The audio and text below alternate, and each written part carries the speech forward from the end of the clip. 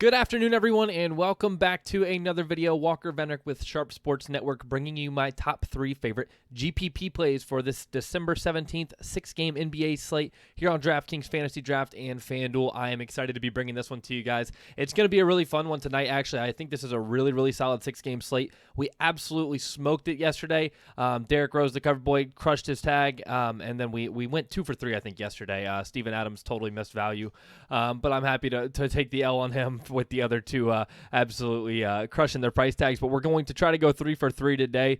If it's not 3 for 3, it's not as good as it should be, in my opinion. So we're going to try and crush it. I have 3 guys in mind that I think are all going to come at. I think two of the 3 should come at less than 5 or 10% owned at most, and then one could end up being a little higher owned depending on how the injuries pan out tonight. So we're going to see how that goes, but we're going to jump right into this one. If you have not already, please do leave a like on this video. We greatly appreciate your support as always, and if you do have any questions, comments, or concerns for us, please leave them in the comment section below. We're happy to give you advice when we can, whether it's DraftKings, FantasyDraft, FanDuel, any season long, any fantasy questions you have in general, let us know. We're happy to give you advice, like I said. So starting off here on DraftKings, the first player I do want to talk about is coming off of his 25-game suspension, and that is Ayton. DeAndre Ayton here is in his first game this season, he played against a relatively slow Sacramento team and averaged close to about 1.3 fantasy points per minute.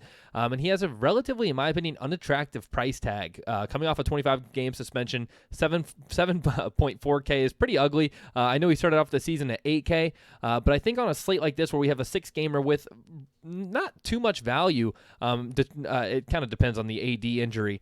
In terms of how much value we're going to have right now, we have a little bit of value, but I don't think we have enough for most people to get up to DeAndre Ayton here. And I expect him to come at very low ownership, probably around sub 5%.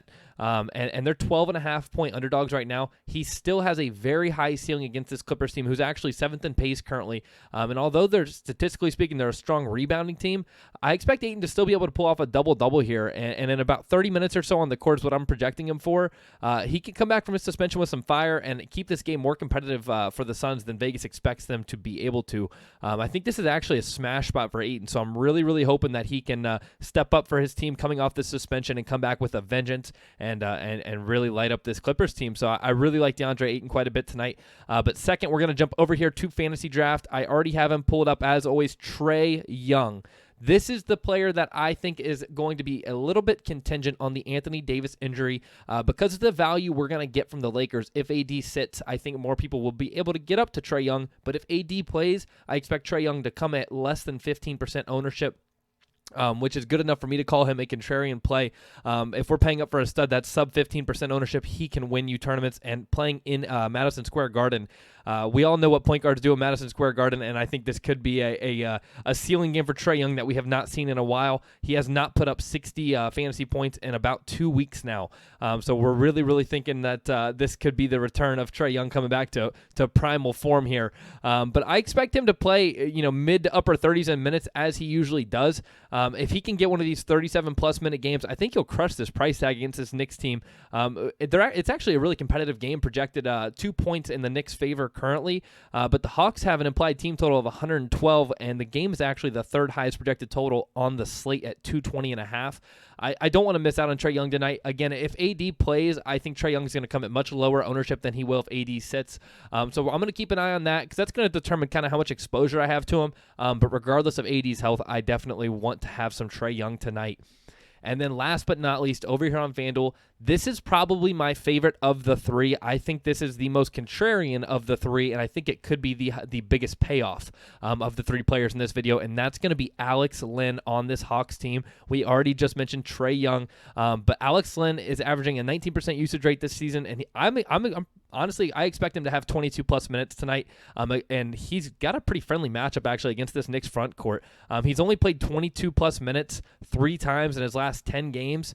I think this should be a 21-plus minute game for him, hopefully 22, 23.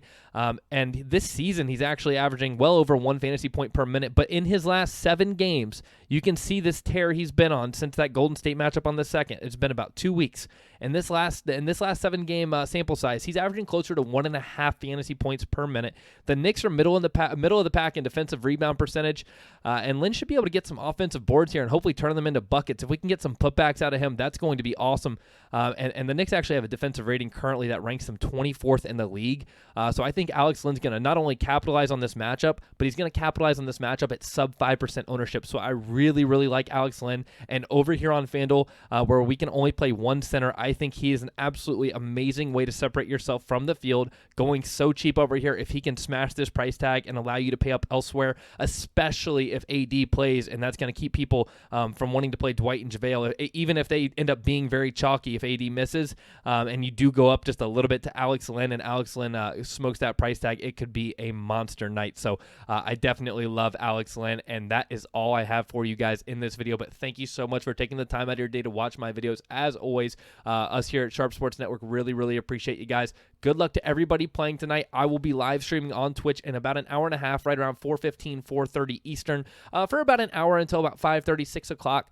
So make sure you come out to that if you have not already. The link is in the description below. The live streams are very fun. Any questions you have that some of you guys like to put in the comments, like, we're happy to get back to you there. But if you can come out to the live streams, it's much more interactive. You can ask me the questions and I can give you a verbal response. So they are very interactive and I do enjoy them. So make sure you come out to the live stream today. But I will be seeing you guys tomorrow with my top 3 GPP plays for tomorrow. So good luck to everybody playing tonight.